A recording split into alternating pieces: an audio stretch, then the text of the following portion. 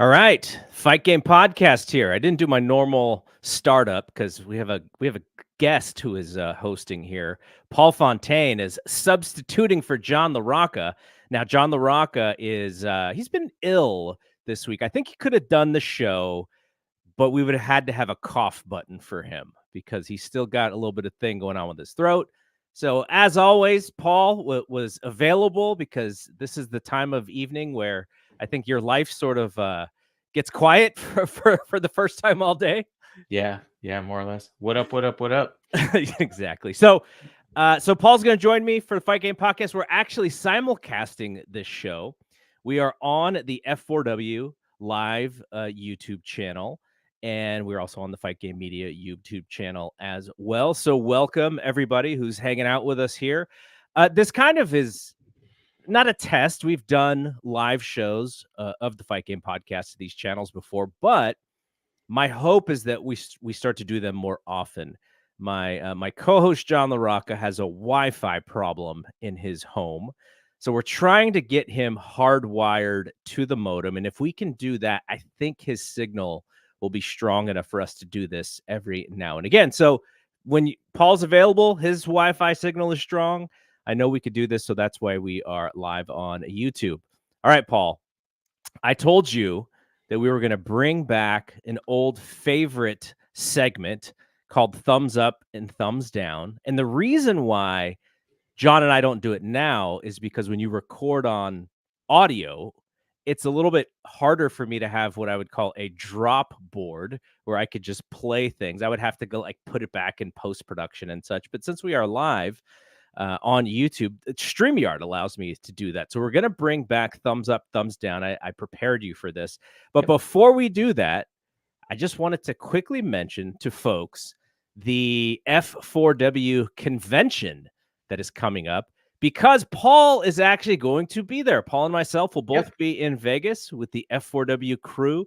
Brian and Vinny will be there. And I just want to quickly, I think most folks, if you've made your plans, you already know about this. But if there are any stragglers on the fence, I would say definitely 100% come out to Vegas and come and hang. You can go to the website f4w.com and you'll see a post called Brian and Vinny. What is it called? Brian and Vinny, What Happens in Vegas. There's a link that allows you to buy tickets for our Friday Texas de Brazil dinner. There's a meet and greet and a podcast, a live podcast with Brian and Vinny. There's also Ed's Poder Seis. Can you believe Ed in San Antonio has put together and promoted 6 wrestling shows? No, especially because a couple of them, it was a little rough early on, but it's gotten a lot better. And he's not, he's gotten a lot of support and gets great cards. Like if you look at the card, it's a lot of the top females in independent wrestling. There will be a sweet party, and then I believe on Double or Nothing Sunday, before Double or Nothing, there's a brunch with it, which is kind of like the secret favorite event for folks. So that is it. If you want to come hang out, me and Paul will be there. And we're just going to be there doing all of the events with everybody. So come join us and hang out. There's unofficial events that aren't on there. So if you show up, you'll find out about them. Yeah, we'll see about those. What happens in Vegas? Unfortunately, Big Dave will not be with us because his daughter has an event that he needs to be home for. I heard that he was going to try to fly in late Saturday night, and the powers that be told him, just don't worry about it. You can stay home, one of these times. So, we'll miss Big Dave, but everybody everyone else will be there. And then obviously next May, WrestleMania in Vegas. I'm sure we're going to do something around there. Yeah. All right, let's kick it off with our opening segment here. Thumbs up, thumbs down. All right, so what do we do here? Basically, we look at the week that has happened, and we give a thumbs up to the person who had a good week, and we give a thumbs down to the person who maybe didn't have a great week. for our own reasons. This is not something where, we need to be super picky about why. It's just to create conversation about what's going on in the world of professional wrestling. So, Paul, since you were the guest, did you want to kick off with your thumbs up for this week? Sure. And shout out to Keela Cash, who voiced that segment and was the guest on my other show this week, Voices of Wrestling, or Voices of Wrestling, Joy of Wrestling. You're telling us something? You're secretly telling us something. Yeah, free plug there for Voices of someone Wrestling. we're going to talk about in a bit. Well, no, not actually. No, never mind. Anyways, no, my thumbs up. My thumbs up, and you said person. It doesn't have to be a person, right? No. It's just okay. Anything. Yeah. So my thumbs up is not exactly sure how to word this, but it's, I guess, the way that WWE is promoting the women on their roster. Mm-hmm. And the reason for that is on Friday night when I watched SmackDown this past week, and it was the show from Paris before Backlash. They opened the show with an 8-woman tag involving basically all the women that were going to be on the card the next day. It was Bianca, Jade, Tiffany, oh gosh, I'm drawing a blank here. The Damage Control, Bailey, and they gave them all separate entrances. And the reaction that these women got for their entrances, they just came off like the biggest stars in the world. Now, obviously, this was a really hot crowd and a unique crowd, and one that, we probably only get once. Well, I mean, some will say once in a lifetime, but like once a year. I mean, we had one last year with Backlash in Puerto Rico. But specifically for these women, like they kicked off the show with it. They all got separate entrances, and they all just like, it hit me that all these women, like, this isn't like a token applause. Yay, WWE's here. Like it was, these women actually have a purpose. They all have distinctive goals. They're all pushed very well, very strong. They can main event shows with them and nobody bats an eye. So I just I've just noticed that. And, and really, like, before WrestleMania, if there's a week where Roman Reigns wasn't on, Bailey and Damage Control were holding the fort, and they were building the shows around them. And now it's just carried over, because, after WrestleMania, it's kind of like all the stars leave, quote unquote. So these women are stars on their own now. And I mean, there's other people too, but we're talking 8 women, that used to be, they were bathroom break, the diva break, like in between the 2 big matches. And now they're just as big as the men in a lot of ways. And I think we've come a long way. WWE obviously has a long way to go, and they've got to change a lot of what they do behind the scenes, but in front of the camera, it's clicking right now. Yeah. I mean, it's a good point that you made at the end there, because there's still this giant story that I'm sure will be out there for a long while, and it's not a great look. But what they can only do is continue to push the women as best as they can. And one thing about being in a hot period, because if we go back to WrestleMania, when was WrestleMania in LA? What WrestleMania was that? 36? Oh yeah. No, sorry, 38. It was 38. 38. Yeah. So 38. Coming 39 last year. Dallas, then I'm thinking. Oh, Dallas 38. Yeah, Dallas was 38. Yeah. So coming out of Dallas, you had Cody debuting, and you had Austin on that show, and that felt like the new point for them, popularity wise. They'd sort of been given this new peak, and from then on until now, they've been riding this wave. And when you're hot, you should start to push folks to take advantage of that hotness, whether it's an undercard person who's got promise, whether it's a new character, whether it's a fringe character.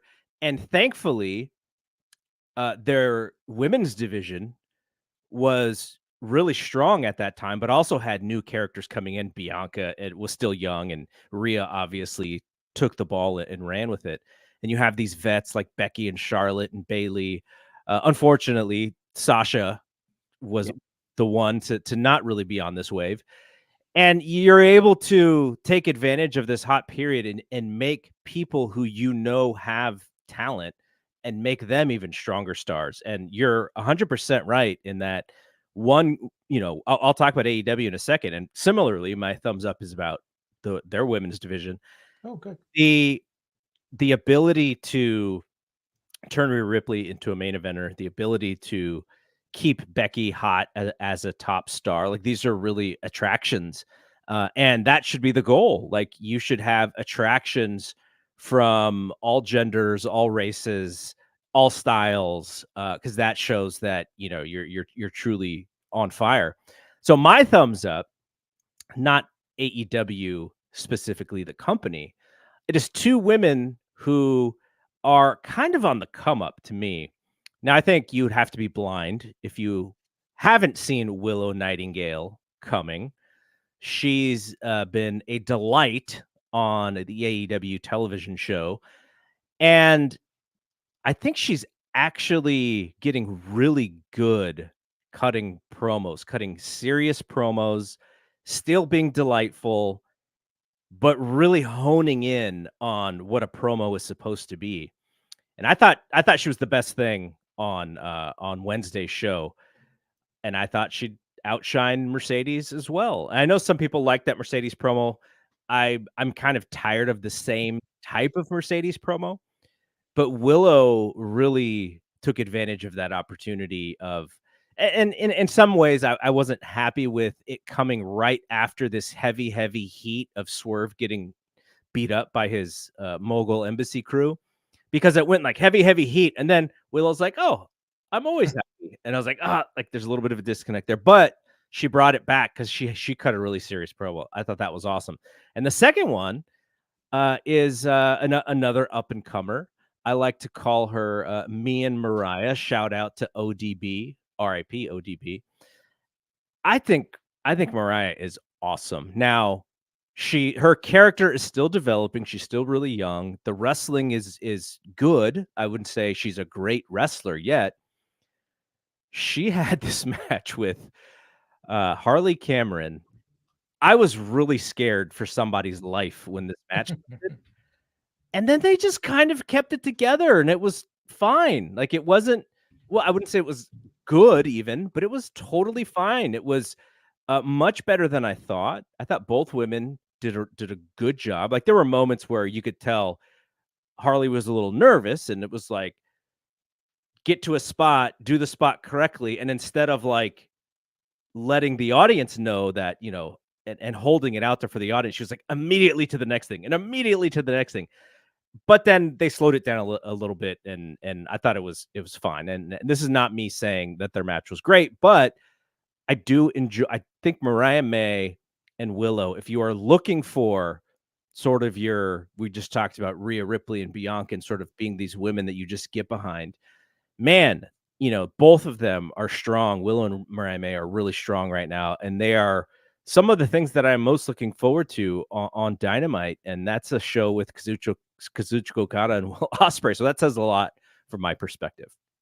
Yeah, I agree that the Willow promo was probably, I don't know, for me, I really like that Samoa Joe video package. But other than that, the Willow promo was like my favorite thing on the show. And it's like, I think 2 in a row now where she's just completely knocked it out of the park. That one, the live one in front of the crowd that she did, a few weeks back, was really good. And just something you said at the end there with Mariah May and Willow, like, that's a match that I hope that Tony has kind of on his little spreadsheet or his clipboard or whatever it is that he uses, that he's putting off for like a year and a half from now. That, by the time we get there, that's going to be a match that people really, really want to see, that we haven't seen yet. And both of them are way more established. And that could be like your Rhea and Bianca, for WWE, like that version of that, where, it's this absolute great baby face. And I think Mariah May is probably better served as a heel. I mean, it's hard to say. Like you said, she's still developing her character, and it could really go either way. And really, like, she kind of plays both characters right now. Sometimes she's a baby face with Mina Shirakawa. Sometimes she's a heel with Tony. But and the fans really clearly like her. But I do believe that she can play that heel. and be a great foil for someone like Willow. And obviously with Toni Storm at some point, she's probably gonna, that's probably comes first. So yeah, I quietly, and Tony took a lot of flack for the way that he's presenting women's wrestling for a long time. And now we have people coming up that are starting to establish themselves, and we have women's matches that don't involve titles, and we have feuds and programs, and we saw them intertwined this week with Saraya out there with Harley Cameron, and that match shocked me. Like I'm not saying it was a match of the year or anything like that, but I was expecting a worse match of the year, and I mean, it's far from that. It wasn't even the worst match on the night. So, no, I don't think so. Yeah, and this is a point that I think we both agree on, in that there's no more excuses for the gender biases in pro wrestling. You look at Caitlin Clark and what she did in the women's tournament. You look at the WNBA, and it's not even now, right? Like I've always loved, like, especially the Olympics are coming up. Man, I like a lot of the women's sports. Like I would rather watch women's gymnastics than I would watch men's gymnastics. I would rather watch women's volleyball than men's volleyball. And so there's no, like, we now see the proof. You have the data that women's sports is on a high wave right now, and there's no excuse for AEW to not show that in their television program. That it's really been time, and so I'm happy to see those two, but we need more. There's so many women that are out there that I see on different television shows, whether it's New Japan or whatever, where I'm like, or, ROH, they're actually in their own company, where I'm like, why isn't this woman on? Let's really hope that Jamie Hayter comes back, because Jamie Hayter was on a roll before she got hurt. But there's like, there's the Queen, my favorite, Queen Amanada. There's Stephanie Vicaire. There's poor Athena. There's got to be a reason why Athena's in ROH and not on AEW. I'm not sure what that is, but like that seems like a giant mistake. There's lots of women on that roster, and those also who are out there and available. They really need to double down. I would, pull back on a lot of the older roster on the male side that they have, and let's add more women to that roster. So that would be where it's just too late. There's no excuses left for that to be. All right, let's get to your thumbs down. What is your thumbs down? Well, you touched on it briefly when you talked about the segment that happened right before the Willow promo, and it's not specifically that segment, but it was just the overall theme on the show this week with AEW Dynamite. And then, not just this week, but it feels like the last couple weeks is just the heat. Heat. Like, we had 5 matches on Dynamite. One of them was, an enhancement match with Chris Jericho and Big Bill against a couple local enhancement talent. But the other 4 matches and the interview segment with Christian and Swerve all ended in heel beatdowns. Where as soon as the match was over, we had people attacking the babyface. And then, a couple times we had saves, but it was just one after the other. And this is following last week where you had Kenny Omega get beat down by the Elite. And then the week before where you had Tony Khan get a pile driver from the Elite. And it's starting to remind me a little bit of 2019 WWE, where, like, people were getting sick of that. And it's part of the reason why AEW exists right now.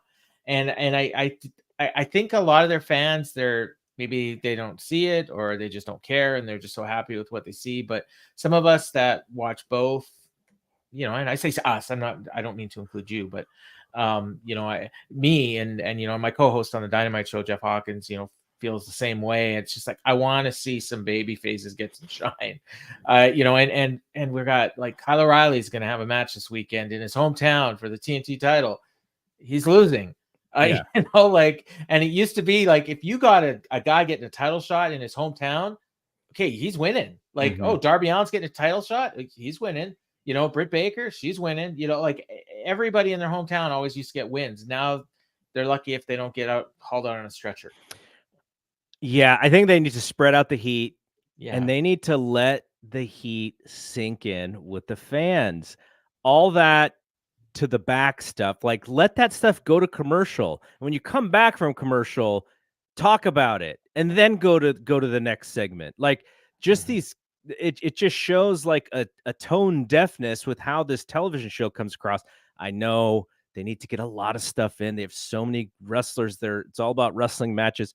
I just don't see like I don't see the point of doing these heavy heat angles if you don't let them sink in on the television show. So Well, not only not sink in, like we had Orange Cassidy get what should have put him out for like 6 months, and he was up 10 seconds later fighting. But Yeah. not only that, okay, like he's selling his neck, he's holding his neck, and like even backstage, then they make a joke of it when you have Rocky Romero come in and say, "Oh, why don't we just mend fences with Trent and tag up and go for the trios titles?" I'm like, what? And thank God Orange Cassidy looked at him with the same look I had on my face. Like, what are you talking about, dude? Yeah. But it was a joke. And really, we should be caring about Orange Cassidy and we should be like wanting him to get revenge. And instead, they're joking about it. Yeah. I don't No, know. totally. All right. My thumbs down. It is a tie. These Okay. two men are closely tied to each other if you were a WWE fan in the mid 2000s. Ric Flair and Triple H, but for completely different reasons. I'm sure folks saw the viral video of old Nate yelling at people. He was definitely drinking, making statements. It's just like, Rick, you got to be smarter than that, man. Everybody's got a phone. If they recognize who you are, they're going to be recording you, and just treat people better, no matter if you feel that you were right or not. But I'm just like, I think about people who are close to him, and I'm sure he feel like when he actually does think about it the next day, he probably does feel bad, but probably really embarrassing for the people who are close to him as well to constantly see him in situations like this. So, yeah, that was a bad one. But this one also, Triple H at the Backlash press conference, there was a young man who asked him a question about Drew Gulak. He associated the stories to PWI and Fightful. Triple H took a shot at PWI and Fightful as, what did he call them? Not reputable sources or not reputable websites or something like that. He just said you should use reputable websites. Okay. Insinuating that they weren't.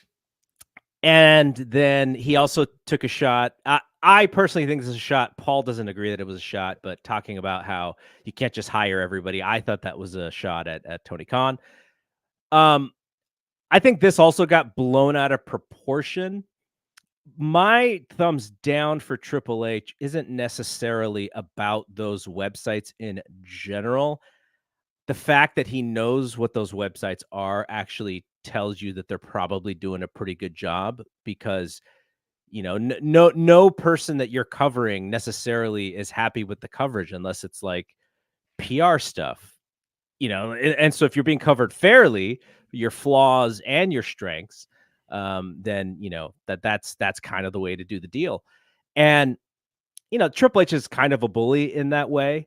I think, and it's from just understanding this game and also seeing how he has been the master politician. I just find him, I just think instinctually he's kind of a jock bully. And then he's got to catch himself and go like, okay, like I'm actually presenting myself to lots and lots of people watching. Nick Khan is the dandy of Hollywood media. Those guys see him as a power guy, as a mover and shaker. Nick Khan needs the version of Nick Khan to be the face of WWE.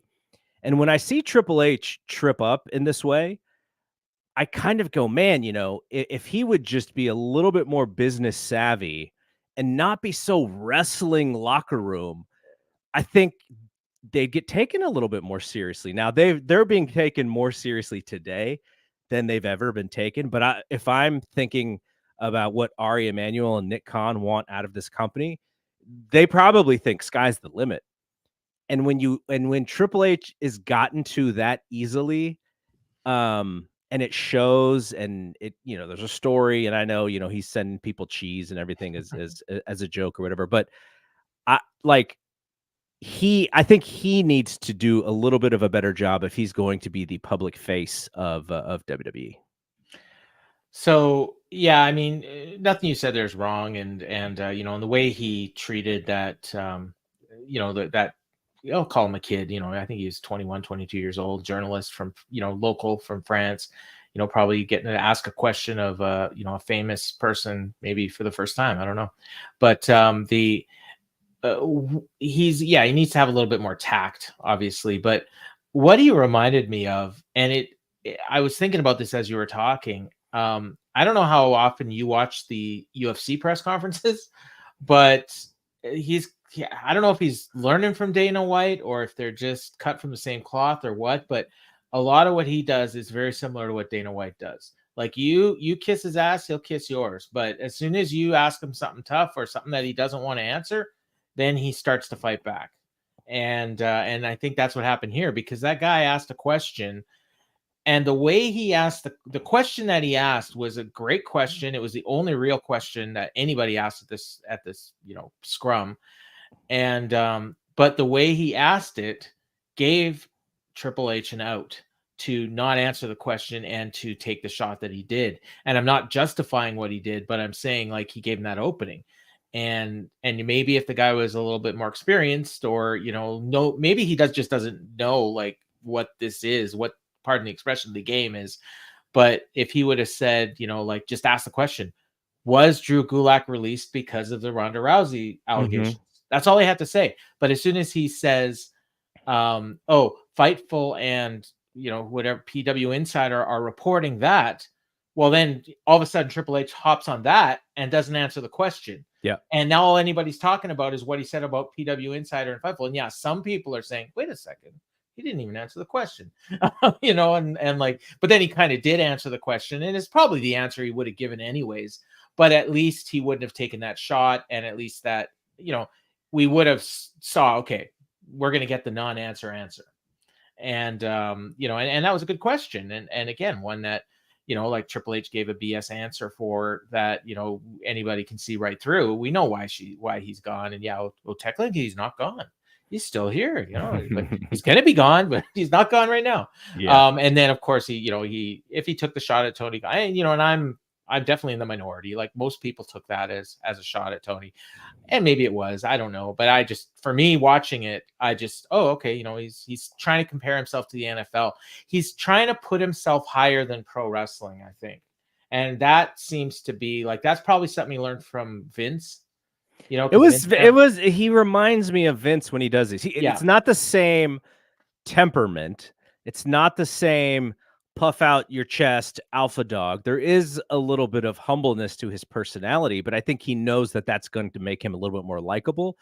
But the same jock bully stuff that he does is what reminds me of Vince. All right, let's hit the top 5 here. We have 5 subjects every week that John and I hit. Sometimes they may be more than 5, but we try to keep them to 5.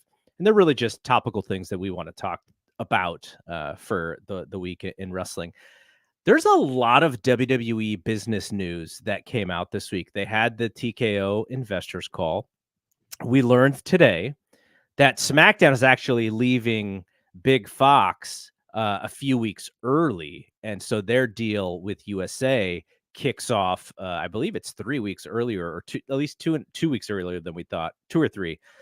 And what that means, at least as far as the notes that came out, is that it's staying on Friday, which is not the greatest day probably for their television ratings, but might be the best day for WWE to sell their product on PLE weekends, especially if there's going to be more synergy with the UFC and those shows as well. You have the Friday, Saturday, Sunday thing. So we learned that today. We also learned from the call that it's possible that the Saudi Arabia shows that they might actually get a big one. There was some talk. I still can't believe I can't believe WrestleMania ever goes to Saudi Arabia. I just don't see that happening. It's such an event for fans to travel all around the world to go see, or all around the U.S. So I don't know. Could you see the Royal Rumble in Saudi Arabia? Possibly. I mean, they did do that one greatest Royal Rumble ever from there. Maybe Money in the Bank. I could definitely see that. I think now the way they do things, like it used to be a barrier to not have it in prime time, but Peacock doesn't seem to care about that. Like they know that people are going to watch when they want to watch, and as long as they watch within 24 hours, they seem to be happy with the numbers that they're getting. I'm not sure if Peacock is necessarily the future for that stuff, but well, no, but I mean, it'll be streaming. yeah, I'm sure. I think it'll be streaming. Yeah. So Netflix, I mean, same thing. Like they're obviously they want a component of people watching live, but really honestly for Netflix, they probably do want people watching on delay. Like they want people to watch. They want Netflix on all the time, not just 3 hours on Mondays. So I think that's the ideal. So yeah, I could see it. I mean, if they pay them enough, they'll go there. I'm sure. What they getting 50 million, or I think it's more actually now, like 55, 60. Yeah, it might be 55. So they say 250. Bring WrestleMania. Like I don't know. I'm just throwing a number out there, but it's probably in the 8 figures or 9 figures, I should say, that it would take. But wow, if the Prince wants a Mania, hey. Do you know the answer to this question? I do not. Since when did major cities start bidding for WWE shows? I feel like the first one was Clash at the Castle. Now I could be wrong. I think Mania maybe has been a few. Yeah, WrestleMania. But other Mania. Yeah. Other than this, probably. Well, actually, no. The first one will be Saudis, obviously. And then when did that start? 2017. I want to say 2016, 2017. But in terms of like besides the Saudi shows, the first one I remember hearing was the Clash of the Castle a couple of years ago. And now it seems like they'll do it every show if they can. I mean, we don't have a North American pay-per-view right now till SummerSlam. So it's crazy. Yeah. But or no, I shouldn't say North American, US, because we have the Money in the Bank in Canada. So and those I'm sure are all getting site fees. And with UFC, fight nights and pay-per-views, all site fees now. Yeah. So we also learned that Raw does have a spot for Q4. Yep. It will be staying on USA before going to Netflix in January, and they got them for a very small sum of $25 million. I still think, and I'm going to ask Big Dave this tomorrow when I do Wrestling Observer Radio with him. I still think if I was Comcast, I would say, let's throw it on Peacock versus USA, because I just think you learn more about your audience if you want to do more stuff like that in the future. But maybe because it's a lame duck product, maybe they don't even want to waste the time experimenting for 3 months, and they're just like, let's just keep it where it is. We don't have to do anything. But I would be interested in the data that they would get from people seeing if they would watch Raw live. Because, think about it. Peacock and Netflix, while they aren't equal competitors, it's still the same playing field. Netflix just does it so much bigger.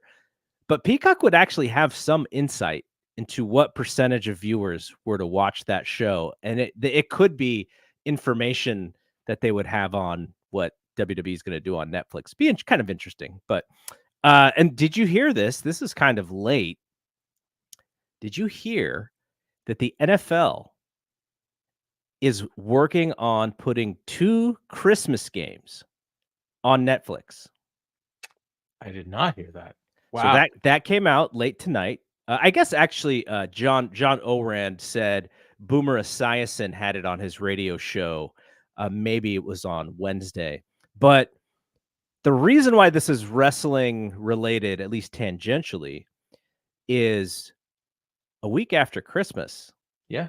WWE goes on Netflix. So you could imagine there will be some cross-pollination on these NFL games. Not only that, but you're going to get a ton of people sign up, probably. Ton of signups. Yeah. Just for those games. I think you can heavily market WWE as being the place to watch that show. Though the interesting thing is, if it's, I think we think it's staying on Monday. the Netflix is going to have to sort of figure out, okay, our football broadcasters are going to promote the Monday Raw show, which is going to go up against the ESPN Monday Night Football. Well, they're almost done the season by that Yeah, point, they'll though, right? be almost over. But Yeah. so that's another interesting wrinkle to these wars. Like Netflix historically has said that they're not really into the live sports stuff, but I think what it says, their ad tier is really struggling. Like these and it's funny, Peacock has the best of these streaming ad tiers just because they've been in it for so long. I'm sure Hulu is probably pretty close as well. But Netflix is struggling with that. Now, why is that important? I don't know if this stat is still the same, but I had read, and I'm sure it changes with different services and different pricing structures, but I had read that for most of these services, their ad tier is better they want more people on an ad tier. They make more money from their subscribers on an ad tier than for you and me who just are like, we don't want ads. We're going to pay the highest price to get the thing. So that's why that, and it lowers the barrier of entry when you can have an ad tier that is less expensive as well. Could this be why WWE was attractive to Netflix? Because the people that watch WWE are perceived as being lower income and maybe would be more likely to subscribe to the cheaper tier. I'm sure that is part of their experiment. Yeah. So, and with football, that's you're going to get, okay, I don't have Netflix yet. I haven't had it in a few years, but okay, what are my options? I don't even know what the ad-free tier is, but $9.99, $8.99. Especially if you're going to watch the game live, you're going to get ads anyways, no matter what tier you buy. So you might as well buy the ad tier version. I mean, it's possible Raw, they might, the picture in picture, maybe we'll get it, and we'll get those matches. But, for football, I mean, they, unless they're just going to do interviews and stuff, or, they're not going to broadcast just the sounds of the stadium. I mean, maybe that would actually be kind of cool.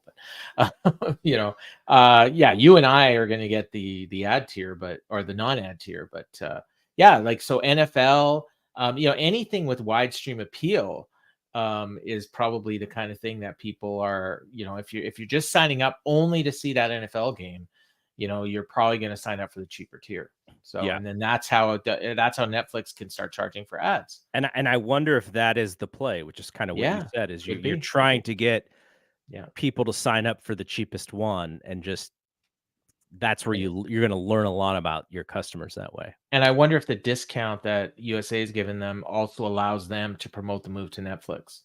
That's interesting. Yeah, that is definitely maybe you can ask Dave about that tomorrow too. All right, topic number 2. Let's talk about the king and queen of the ring. I heard so many good things about Monday Night Raw from a wrestling perspective. And when I watched the show, I was like, yes, the wrestling was good. I just did not buy the king of the ring stakes as like real important reasons to have these wrestling matches. Now, you and I have this discussion in our Discord about AEW sometimes, which is, you put together all these matches and the hardcore AEW fan is like, oh my gosh, we get X versus X. And my thought is like, okay, what's the story behind that match? Does it have any significance? Are there stakes? What comes out of it? And sometimes nothing. It's just a match and you move on and it's just part of the show. And I think in some cases that stuff is fine. When you're doing a week-to-week show with storylines that continue and you have cliffhangers, or you should have cliffhangers, I think a lot, I don't know if everything, but most of that stuff should matter in sort of the storylines of what your show is about. And so I watched this King of the Ring because they did actually, I'm trying to remember if I saw any of the women's matches, because again, I got the clipped Hulu version of that show. It did not record all the whole 3 hours. But I thought, what are we getting for this pay-per-view or this PLE in Saudi Arabia? Does the person get a title shot? I don't think so. I think it's just they get to wear crowns, and historically that has sort of been more of a joke than anything else. And now if Triple H just figures out how to make this actually important, and this king and queen thing is actually something that people are interested in, and and the wrestlers are vying for it next year, then I will pull back on what I have said and what I'm about to say, which is I don't buy any of it. So when I watched Raw, I was like, oh, it's just like what I complain about in AEW, where you have good matches, and I'm not sure there's really any significance to any of them. But I know that you really liked it. So give me your side of this. Okay. So I get what you're saying about the stakes and what is the winner getting? And yeah, it would be nice if they said, oh, the winner's going to get a title shot, or the winner, or is it going to be a champion even? And I guess in a sense, the King of the Ring itself is a title. It's not defended, but it's something that I think they've really tried to establish this year anyways. Like, you had a couple weeks before the tournament started, you had Gunther, fresh off the longest Intercontinental title reign of all time, cut a promo where he said, like, I want to be the King of the Ring, and then he explained why it was important to him. And then you had a couple of other people talk about it and talk about why it was important to them, as opposed to in the past, it was just something that they just kind of threw together, and there was maybe one or two people that even cared about it. And it was almost a joke. Like the last one, I pulled it up just to see, because I was trying to see if my memory was what I thought it was. And we had Jinder Mahal in that tournament. We had, Xavier Woods win the tournament. Rey Mysterio and Sami Zayn, when Sami Zayn was not Sami Zayn today. Cesaro and Finn Balor, Xavier Woods and Ricochet, Kofi Kingston and Jinder Mahal. That was your whole tournament. That was a bunch of mid-carders at the time. And then the tournament final ended up being Xavier Woods pinning Finn Balor. And then he did basically a comedy gimmick. And Zelina Vega did the same thing on the women's side. This time we've got main eventers. We've got Gunther, we've got Sheamus, we've got Ilya Dragunov, who's getting a strong push to start. AJ Styles, fresh off of challenging for the world title. Randy Orton, Carmelo Hayes, LA Knight, Tama Tonga, who's getting a pretty strong push coming out. So we have, and there's 16 people in the tournament this time instead of 8. So it just feels like more important. Now, if we get to the end and, and somebody wins and they're just walking around with a crown and talking with an accent and it's a joke. King Booker. Yeah. Then, you know what, we'll go back and I'll say, yeah, you were right. I was wrong. And that's the thing, but I'm not talking about that. I'm talking about what they're doing beforehand, and then to see the actual matches. So to me, it's like, it's not quite the Continental Classic. I mean, a lot of people, like that was, in terms of North American pro wrestling, like that was some of the best pro wrestling we got in the last several years on TV every week.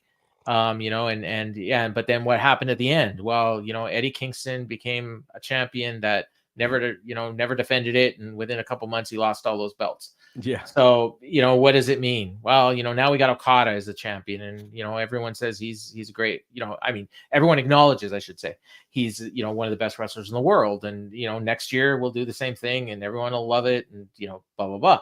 But we're talking about the King of the Ring and the Queen of the Ring.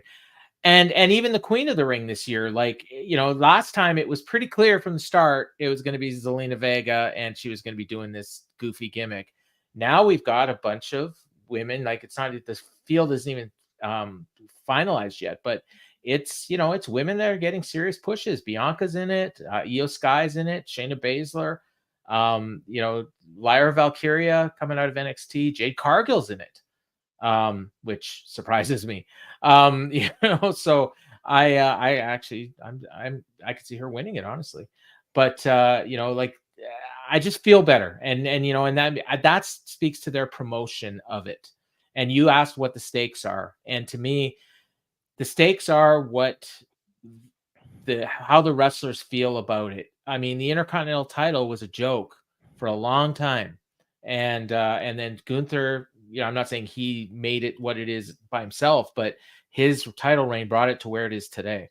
Even some of these world titles, we're not that long ago from Jinder Mahal being the world champion, Jake Hager, Jack Swagger, Dolph Ziggler. Well, that a lot of people are into that, but can we get it to where it was in 1993 when Bret Hart won it? There was a seriousness in that winning the tournament. It felt like an actual sporting event for him having to wrestle those, those big bad guys that night. I think that's going to be some of it. Does it feel like exhaustion and determination and that, and if that is the case, I feel like a babyface probably needs to win it. But they may, it doesn't also have to be that. I guess if you're not going to give it something, and I'm not saying you should get, Owen Cup belts or anything, because I don't think that there's some prestige in that, because Owen's widow, Martha Hart, is involved in that. You can tell that she really cares. But it's not like these belts are defended. It's not like, you hear about them. Willow won last year. Ricky Starks won last year. And you don't hear anything about that in the announcing. So if it's just kind of forgotten and the only time it comes up is when the new tournament is, I just don't think that's enough. And, this is a historical tournament that WWE has made a joke and literally stopped doing because they couldn't figure out how to do it anymore. So again, going back to my first thing, if Triple H can make this thing valuable and make it something, then I'm in. I'm just sort of using history and hindsight as my guide here, just thinking like, okay, we're just doing this for a pay-per-view and then we're going to forget it. And that's why I'm not really invested in it. But they still have time. They still have time to get me in. I'm looking at May 20th, and the match you talked about, like what you talked about in terms of like a babyface overcoming and all that, like it's shaping up that we're going to get Gunther and Ilya Dragunov, in the Raw final. And then I don't know who they're going to face on the SmackDown side, but to me, that's the actual final. Like that's the match I'm looking at, and I hope they give me. And if we get it, I've seen it before. It's awesome, and I have no doubt that it will be awesome this time. I agree with you, except they just put Jey Uso on his side. Yeah, if it was Balor, I think Gunther and Dragunov would be a lock for that side of the Raw bracket. But with Uso, it makes it a little, though, whomever he's feuding with, Judgment Day or whatever, they could always screw him and he loses, and that's totally fine too. I'd rather see it be clean, but yeah, I see what you're saying. On the other side, though, AJ and Randy, I think is Friday. Yep. And outside of those guys, I'm not too sharp on the rest of that bracket. Tama Tonga is better than people think. He's going to get an actual walk into the next round because Bobby Lashley is now out of the tournament, replaced by Angelo Dawkins. I think it's probably going to come down to, I mean, I'm hoping Randy Orton and LA Knight. I'm expecting AJ and LA Knight again, which I really don't want to see again, but that's probably what we're getting on that side. Yeah, when you get to the final couple matches, I think it'll be pretty interesting because of the difference in the matches. But all right, let's talk about Anarchy in the Arena, which was the big hook for Dynamite. And we have the Elite running roughshod over AEW television. And I thought the creative for building to this Anarchy in the Arena match was actually kind of poor. I think the match, the people who love that style of match, I think that it's going to be awesome. Like for that, I don't really like it that much. I've been there live to see it a couple times.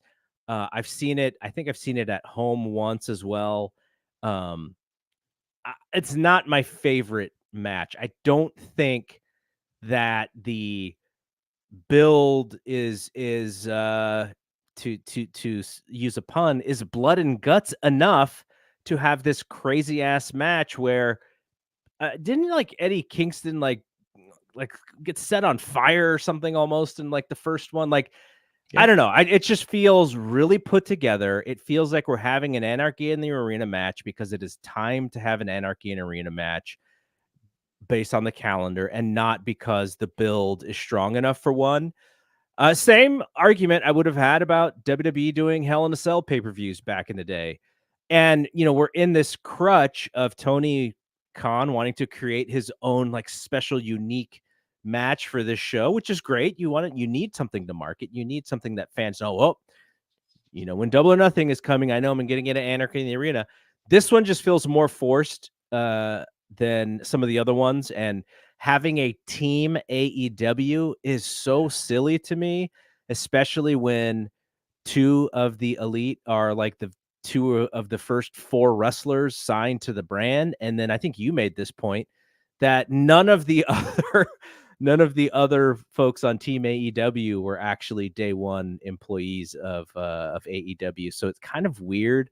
I don't know, just not I wasn't feeling it. I think also not having Moxley and having Eddie Kingston, I think is actually a flaw. I'm assuming because Mox is going to do something with his New Japan title with the IWGP, but there's a story that that would have been much better had Moxley and Danielson been 2 of the other guys. This show is in 2 weeks, and we're assuming a lot. They could have made one change that would have made. Okay, the match wouldn't have had the star power, but it would have made a lot more sense, and I could have got behind it a lot more. If you sub in, take out Bryan Danielson and put in Mark Briscoe, that makes so much sense. You know what that signals, though? It's the same thing that it signals for Eddie Kingston. What? Those guys are going to be the ones losing. What, you don't think Danielson being in it signals that they're losing? When does Danielson ever win a big match? I don't think he's losing. I think okay. You don't? I think they are. If it was no. If it was Moxley in the Eddie Kingston spot, then I would think either Cash or Danielson was losing. The match. I see what you mean. Okay, being the person to be the reason to lose the match. No, I think Cash is taking the pin no matter what. But yeah, no, I see what you're saying. You're saying if Mark was in there, he's the guy that's going to take the fall. Yeah, I think it's too much of a clue because I just think never wins on TV. He's got the history with FTR. He loves AEW for what they did for his family and for him and for Jay. And even Eddie Kingston and him have that history, like let's erase the last year of Mark Briscoe and actually push him to the moon like he deserves to be pushed. And then you're talking, and now you're cooking with grease. But the way that they've just, what a great story. And he didn't what a fantastic personality, and they just don't utilize it. He didn't even wrestle in ROH at all. And then they gave him a world title match and he won it. And we haven't seen him since. He hasn't been on AEW. He hasn't been on ROH. I watch ROH every week. Trust me. He's not on ROH. I don't know what not he's even doing. Cutting promos? Nope. He's in the opening graphics, like, holding his belt along with all the other people we don't see on ROH TV. It's it's Dark Elevation that you pay $10 a month for. But yeah. The match will be great. I'll be there live. I've seen, I think, every one of them live, except for like the first one was in Jacksonville in a like kind of a closed stadium-ish thing. So there wasn't very many people there, but all the Vegas ones I've been at, and it'll be great. But the thing is you're right. And I didn't even think about this. Like, it's just another thing that they're doing like WWE did. I remember when AEW first started and listening to Wrestling Observer, and Dave would make that comparison, and he would say, like, these matches, they feel more organic. Like, it's not that, it's May, we got to do this. They're going to have to do it again for Blood and Guts in a couple months. That's what people are talking about already. They're saying, you'll sub in Moxley for Kingston, or, and we'll do this, and we'll do that. And then we'll have Blood and Guts, and it'll be the same crews. And that's what it's been, every time. And then maybe that's where they get their win. And so, you're already looking past the main event of this show. And I mean, this is going to be clearly is going to be the main event. And so your world champion who just got laid out is going to be in an undercard match. And they've been doing this for a year. MJF's whole reign, I think he had maybe 1 or 2 matches that were in the main event. And even those, like Wembley, it was the main event, but it wasn't really, the draw was the stadium. Yeah. And, the World's End, that was definitely built around MJF. No question there. But everything else, like, he was always the afterthought. And then Joe, he was Revolution. It was Sting match. The last one, it was Danielson and Ospreay. This one, like, Swerve is not, it's number 2 match on the card right now. But I bet you even for a lot of people, Willow and Mercedes is probably more looked forward to than Christian and Swerve right now. So, Yeah, that is a rough one. As much as I love Christian's run, it's a tough one for Swerve, really. Christian has a job to do, and he's going to do it very well. but it just the fact that Christian is the one, I think, makes people sort of what you said. They look at that title as like, oh, it's kind of a lesser title right now. I just want to quickly go over some of the matches and just to kind of get your sort of like where you're feeling so far for this card. Hot or not? Yeah, hot or not. Willow and Mercedes. I'm looking forward to that one. I think that it's going to be. What I'm really looking forward to is what the reaction in the arena is going to be, and I feel like it's going to be 90-10 Willow. Yeah, that's going to be very interesting how that. And I think they've been setting it up that way. Like they probably realized very quickly that Mercedes wasn't the babyface that they kind of maybe were thinking she was going to be. But how can she be when she's facing Willow? Like it's just her promo this week was like the most heelish that it's been. I mean, she closed it off by saying, "I'm going to wipe that smile off your face." Like doesn't get more heelish. She did. She cut the Jade Cargill line too. Yeah, I'm that bitch. Roderick Strong and Will Ospreay. I mean, that's gonna be a great match. Okay, so I am looking forward to this more than I should, and the reason being is that I think Will's gonna win, which probably means he's not winning the world title at Wembley. But what it does mean is we're probably gonna get matches probably every other week on Dynamite and every pay-per-view. You know, like the Will Ospreay 5-star match. You know, and to me that's great. For me, like I think it could be what Cody was with the TNT title and what Copeland's trying to do right now. I think it could actually be with Ospreay. He could be defending this title against people from all over the world, from companies all over the place, and having these banger matches. So I'm more looking forward to it for what I'm expecting to happen after than the actual match itself will be great. It might be the best match on the show. In fact, pretty good odds that it is. But yeah, I have a disconnect with him chasing this belt, especially after facing off in the best in the world match, which is how that match was promoted. And then you're going like, oh yeah, I just won this historical best wrestler in the world match. And now I'm going to actively opt in for the tertiary belt. The only problem here is, well, I shouldn't say the only problem, but he won this match. And where the hell is he? We have not seen Will Ospreay. This is going to be his schedule, dude. Like, yeah, it's a crazy travel schedule. I imagine it's like he'll be here for the next 2 TVs, the pay-per-view, and then the TV after the pay-per-view, because those are going to be sort of the major ones. And then he'll probably be on the fair. I did look into the flights to go to All In. Getting from Winnipeg to London and back is a bitch. and I imagine Edmonton's the same thing. So it could just be that. Yeah. We're talking 16-hour travel days. That's rough. That is both ways. Rough. Both ways. So yeah, it could just be Tony said, you know what, take a couple weeks off. Yeah, and plus the next ones are more important anyways. Exactly. Yeah, because he'll probably just stay in the States, you know, from the next Dynamite till the pay-per-view, I would guess. All right, and the only other one that has actually been made, I think, is Tony Storm and Serena Deeb. That one took a nosedive this week. Serena had a rough night. I don't blame Serena. I blame they should have done this backstage, maybe even had it be pre-taped with like music and workout footage and stuff. But having her go out there, they were trying to recreate what they did with Willow and Mercedes. And I mean, I thought like what she said and how she said it was great, but this audience did not want to hear it. She was, I don't think she was comfortable with the audience reactions, and her pace was off, and she had all of this stuff to say. She knew she had some really heartfelt stuff, and it was kind of coming. It was the moment. And the fans are just trying to get themselves over, and so she kind of lost it a little bit there. This happened to her once before too. Do you remember? It was her and Thunder Rosa. They tried something similar when she did that line about Vince McMahon making her get implants. Oh yeah. So yeah, it was, and then you know she got the what my partner Jeff likes to call the main event swear word. And then Tony just scooped her like immediately after. And I did notice that. I don't give a shit about your problems. And the fans cheered. That. Yeah. Like, poor Serena. And I just feel like Serena also is not.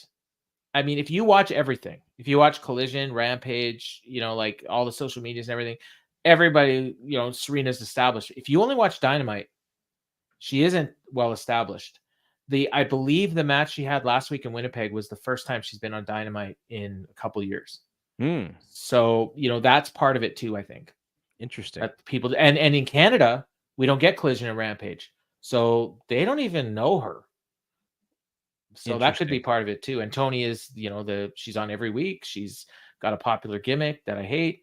And so, it's naturally she's going to get the cheers. So, yes, I don't hate it. I like it, but it's mostly because sometimes pro wrestling is you have to do the best version of what gets you over, and it's up to the other person to kind of keep up with you.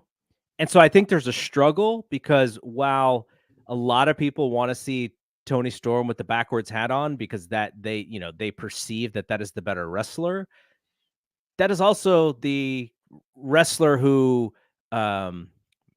maybe makes less money on gimmicks and on t-shirts and on just where she is in the pecking order. So this other stuff that she's doing with this character, to me, it's up to the other women to keep up with it. Now, can you, if she gets all the funny lines and she can sort of no sell certain things? It's hard. It's definitely hard.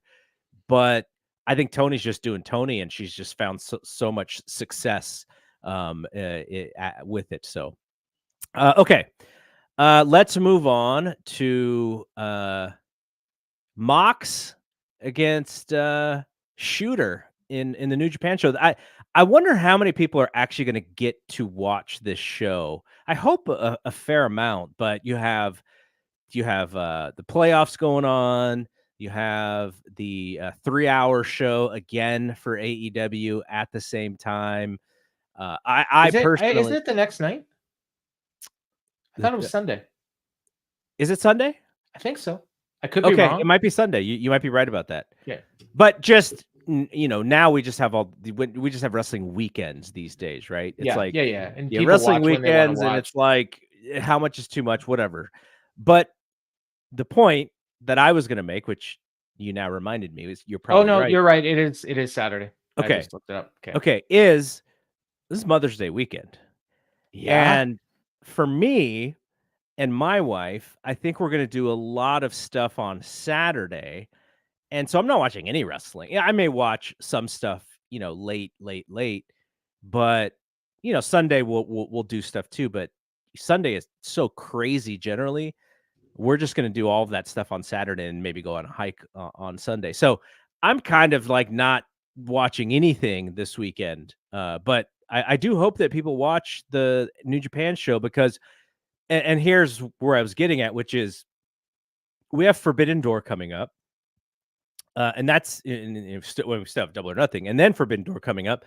Moxley having this title should be super meaningful for these upcoming pay-per-views. Him having this very historical title and doing New Japan style championship matches on AEW shows should be beneficial to New Japan Pro Wrestling. It should be the their little payback from them kind of incentivizing the Forbidden Door for even happening. And I'm not feeling it yet, but it might just be that, we kind of have to wait until this New Japan show in SoCal, and then we can sort of see what they're going to do for Double or Nothing. But I think we need to have a Japanese heel be on one or both of these shows. I know Big Dave was talking about Jay White, which would be great because Jay White's a great wrestler, but he's been pushed as a goof for the last many months. So we're just now going to shoehorn him into being a legitimate contender because he was in the past, and it's not based on who he is today. I don't really like that. But I'm like, let's bring Naito in, and even if Naito has to lose again, at least he's losing his matches to Moxley on U.S. soil, which sort of whets the appetite of the Japanese fans who are like, okay, but when Moxley comes and defends, and gets a shot at, or Naito gets a shot on our soil, our guy's going to win. Like, I like that kind of booking. But what about Konosuke Takeshita? I mean, it's going to be a good match. I just don't know how it sort of accentuates the regalness of this New Japan IWGP Fair enough. historical Fair enough. championship. Because, if Swerve, we just talked about Swerve's title, not really benefiting him as it should. Because I think, if we go back 4 months, I thought this dude was going to be, near the tippy top, and it didn't work out. But he still has time they can still make it better. But this first match is not doing him any favors. Moxley's a bigger star in the canon than Swerve is, so this match should technically be bigger. I just want to see them go full bore with it. I don't want to see random AEW wrestler who's not doing anything else or is not in any other. I don't want to see, as fun as Miro and Moxley might be, I don't want to see Miro versus John Moxley for the IWGP Championship. Now, I just brought Miro up. I'm sure he's got lots of other things for the reason why he's not wrestling right now, but just that sort of thing. Like, oh, who's like the next guy? Oh, Trent. Trent is now, this big bad. Let's put Trent in I don't want to see that. I want to see what the real IWGP title match should be. You know who we're getting? It's probably gonna be Kyle Fletcher. Oh my God. Because actually everything you're saying, actually, I think it's the opposite. I think they want to give him a match. They want to feature the title, but they don't want it to overshadow their own world title. So it's probably going to be a lesser challenger, like a Will Hobbs, like was. So I kind of feel like it's going to be Kyle Fletcher. Yeah, I mean, I hope I'm wrong. Look, it would not surprise me in any way. And that'd be a great match, but I mean, we know what's happening. Yeah, I just I'm not happy with that kind of stuff when because you're not building future business for Moxley, and you're not taking full advantage of the specialness of this title when you do stuff like that. Did you see his last title defense? I did not know. I didn't watch it. It wasn't good. Is that the Ren Narita match? Yeah. It was the worst match on the show. Oh, was it because of all the House of Black stuff? Yeah. So I think this match will be better because him and Shooter, there won't be the outside interference. So yeah, it'll be good. All right, last topic here, which I'm sure you have not seen, which is this Dark Side of the Ring Black Saturday. Now, John and I have been doing short sort of recap reviews of these Dark Side shows, and this was the last one.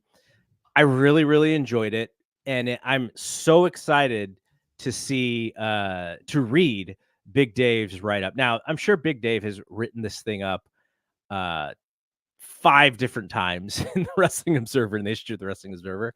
I can't wait to see it again. I'm just so excited to read it and to go through that time period. Like, he's got like just this memory of that time period like nobody else. And so it's fascinating. But I will say, what I wanted to do was I wanted to give you, somebody who has not seen these, because you don't even get them yet, right? So I wanted to go through all of the Dark Sides from this last season and just say, which ones are watchable and which ones you can sort of skip. Okay. The first one was on John Tenta. Not super dark outside of him passing away early in his life. That was, I would say, was very watchable. It was very heartfelt, and his kids really stole the show. So I would say watch that one. You can skip Buff and the Bagwells. It's everything you already know about Buff Bagwell, though there is a bit of a happy ending at the end, if we are to believe in the happy ending. That was really nice. Terry Gordy, Final Flight of the Freebird. Very interesting subject matter. It was solid, but it was kind of like, because of the legend of Terry Gordy as such a young person in the business, and all these stories that you would hear, his daughter also in it. I think that Darkseid understands that when you put their children in there. I really love Ray Gordy. Well. I love Jesse. So yes. Yeah. So that was very watchable. I wouldn't call it one of the best. Saving Face, the Brutus Beefcake story. My friend Kevin Lacey, who was actually the announcer, the ring announcer for John LaRocca's Premier Wrestling back in the day. That's how I met Kevin. I saw it in the chat today. He said that beefcake one was out there. Yeah, it's probably the worst one, I would say. Life and Legends of Harley Race. I kind of watched it and went, oh, Harley Race. Not the best guy necessarily, not the best dad for sure. And I asked Dave about this on air. I'm like, man, for Harley Race being a bad dad and being a bad husband, the son still puts him on the pedestal. And he's like, that was his hero. That's Wow. kind of the deal. The Chris Colt story one, I think it was the most hyped from the hardcore wrestling fans. And when I watched it, I was like, okay, I didn't follow every wrestling magazine and every wrestling history thing, and I haven't read every book. How come I don't ever hear much about this guy? So I talked to Big Dave about this. He's like, yeah, because he wasn't that big of a star. And it's just the story of his persona and his lifestyle is actually very interesting. But as a wrestling star, they tried to purport him as bigger than he was. But still, watchable show. Chris Adams, I thought, was the best one. The Gentleman and the Demon. He was also a miserable SOB.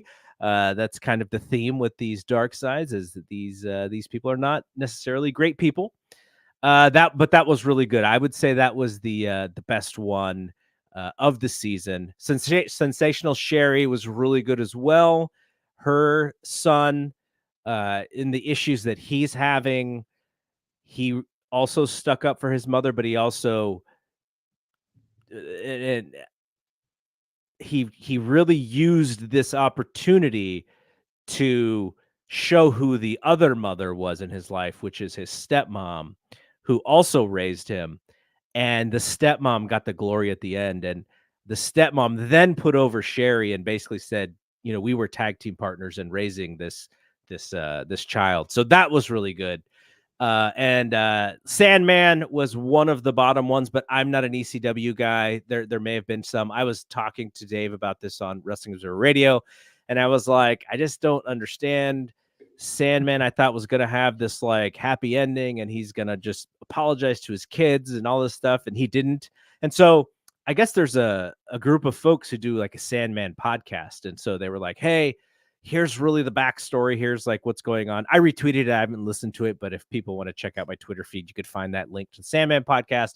And then Black Saturday, which I think was probably the second best one. Oh. So there's the rankings on this season 5 of Dark Side of the Ring. I enjoyed it. I'm just so surprised that they can still find the subject matters to have these, because last year I was like, really, like the Marty Jannetty's the main event tentpole one. And I remember I think we talked to Evan, and I had asked him, I think this was before season 4 came out, or maybe it was season 3, and I was like,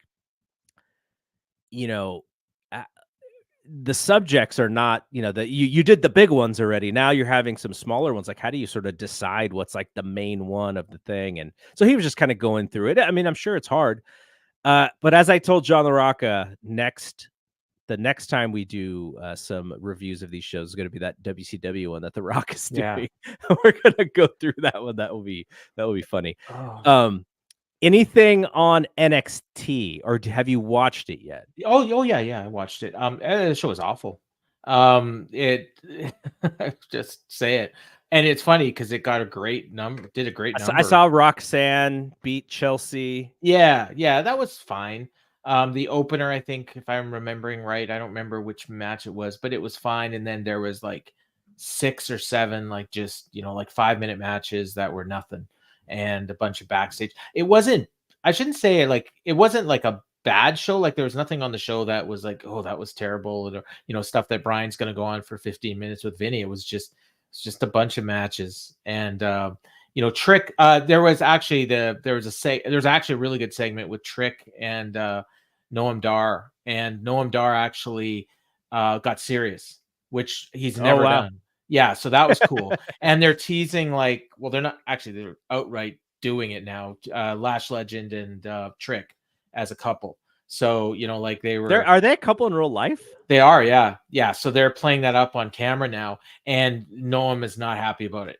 So he laid him out with with a back elbow, like a Judas effect, and then afterwards, like they left without Lash, and the NXT girl catches them outside, and where's Lash, and she's doing her own thing, drop it, and they left. So yeah, it's pretty cool. That's a power couple if I've ever heard of a power couple. But next week, so our boy Javon Evans, okay, he's wrestling Noam Dar next week, which really bugs me, because Noam Dar, it looks like, is going to be challenging Trick for the title, which he's means got to beat him. He's got to beat him, and he shouldn't be losing right now. They had a great promo exchange in between them or whatever. Like they were going back and forth, and Noam was like get out of my face, kid, and Trick had a great line. He told Oro Mensah, I'm gonna slap your face right back to the motherland or something. Jesus. Yeah. So I was like, I did a double take. Tell me he didn't just say that. Yeah. Wow. So that was in the middle of the show. That was pretty cool, but the rest of the show was just kind of there. All right, so yeah, basically I do the dark side thing, and then John tells me if there's anything on NXT, because I still refuse to watch it. I would say go watch that Supernova Sessions. You'll probably enjoy it. Yeah. Yeah. Outside of the rare Trick thing that I hear about, I usually skip that show. But okay, so last couple things here, which is John will be back next week, hopefully, as long as he's feeling better. And again, we're trying to do more live streams with that show, with the Fight Game Podcast. It's kind of late for East Coasters, but there's a pocket of wrestling fans who will watch a live stream at 9 p.m. Pacific. So we're hoping to tap into those folks. So thank you to everybody who was in the chat: JMG Gillis, Kevin Lacey, as I mentioned, Charlie Bonilla, who I think he watches the shows that I do with Draven, the Observe This shows. And then Slam Hub Wrestling, Billy N does not like AEW very much. No. Jeff Hawkins, your partner, came in and he was chiming in a little bit. And Adrian Smith, I see there. Adrian Smith as well. Yes. Yeah. I what we should do? We're both going to be in Vegas. We should do a show in Vegas in a couple weeks. It would be hard to do video, but we could definitely do podcast. Okay. Well, we'll do something. Because we'll tell everybody what they're missing.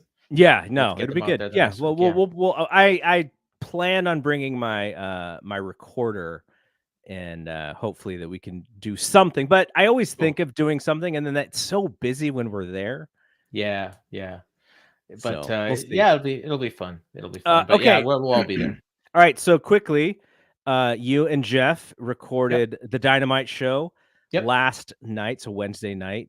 You guys do that every Wednesday night. You guys have been doing it for a long time now. Yeah. I mean, Parker Klein and I started the show in, I think it was 2020, March 2020, I think. No, 21, because it was right after Brody died. So Brody died in end of 2020, right? So yeah, because we did a show together. We had never met, never talked, and we did a show on Brody. And then we just had chemistry. And then you decided to put us on the Fight Game Media Network. But then Parker left after about 6 months, and Jeff took over. So that would have been like October 21. So we're coming up on 3 years now. That is crazy. Yeah. I mean, you probably know, but people listening may not know. I was doing a show with Dave and Jim Ross. Yes, and we just finished. I just stopped the recording, and I refreshed Twitter. And I was the one who told Dave and Jim Ross about the Brody passing. Yeah, no, I remember, because you were talking to us in our, I think it was our Facebook group or Slack or something, and I couldn't believe it. And and I, we were all just floored. And yeah, that seems like that was almost 4 years ago now. It's crazy. So, crazy. And so that show, if you want to listen to Paul and Jeff, that is on Fight Game Media Network. We have a website where all of our content gets posted. So if you ever want to check out anything Fight Game Media related, you just go to fightgamemedia.com. You'll find all the videos, all the audio there. And you just started doing a Joy of Wrestling show as well on the YouTube channel. It's YouTube exclusive. And that is what you've been doing it like what, Monday nights? I try to do it Monday. It doesn't always work for my guests. So perfect world, it's Monday right after Raw. so 11 p.m. Eastern. But we've gone Tuesday, we've gone Sunday. I've had some interesting guests. We've done 6 shows so far, and I'm working on my guest for next week. I believe in 2 weeks I got JD Oliva coming on. Oh, from, nice. From Voices of Wrestling. Voices of Wrestling. Yeah, and the Formerly JD and Mike from show. Fight Game Media. Former Fight. Yeah. I'm working on somebody for next week that you'll like, but I don't want to spoil it by saying, because he hasn't answered yet. So, but hopefully that's coming. But I do have a list, so we'll get someone on. If worst case scenario, I'll just go on myself. But I want to keep it going. So yeah, it's a lot of fun. But it's just basically talking about what we find joy in wrestling, basically, like what made us happy as a fan, whether it be a show, a match, an angle. And we've had some really a real wide range of things, going back to the old school with Hulkamania, and as recently as like this year for some stuff. So and a wide variety of guests as well, some women. It's great. We do have a super chat last second here from see that. Bluey. Who's the Booker of the Year Q1 2024? I mean, it's got to be Hunter. It's got to be Triple H, right? Yeah. Like, I mean, I like Sean's booking in NXT, and that's who I voted for last year. But for quarter one, I mean, they did 2 $17.5 million shows, and they're both pretty well received. And then you follow that up with Backlash. It's tough to beat. I mean, for sure, promoter, for sure, just for those things that you said. And, the wrestling is part of that vehicle to. Well, would the promoter be him or Nick Khan? I think it's Nick Khan. The promoter. Yeah. But for Booker, to put together. Okay, now here's the question: is Booker of the Year Triple H or The Rock? I mean, some people want to say Vince.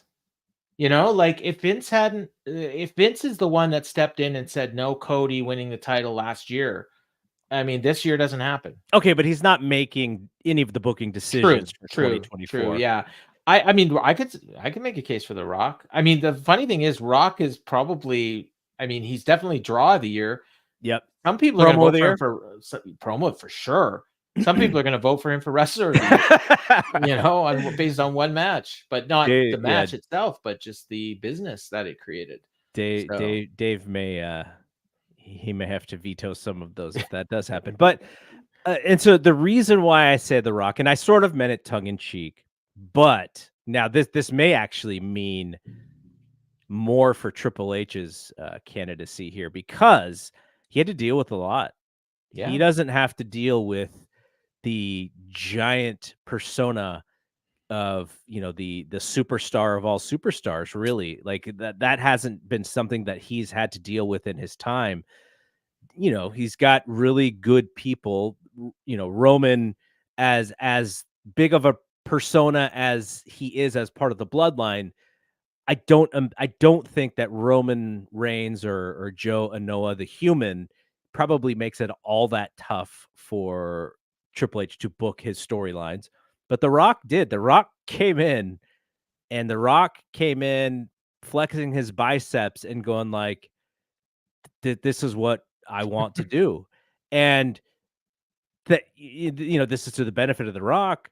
And some of it is probably because just, he's been taking some L's lately, and he's still taking those L's, by the way. That article that came out the other day, a couple weeks ago, from The Wrap was tough, but he realized that he was getting booed, and it's not going to be good for him if he's a babyface and he's getting booed. So he stepped aside and made sure that, the right story was going to be the one being told.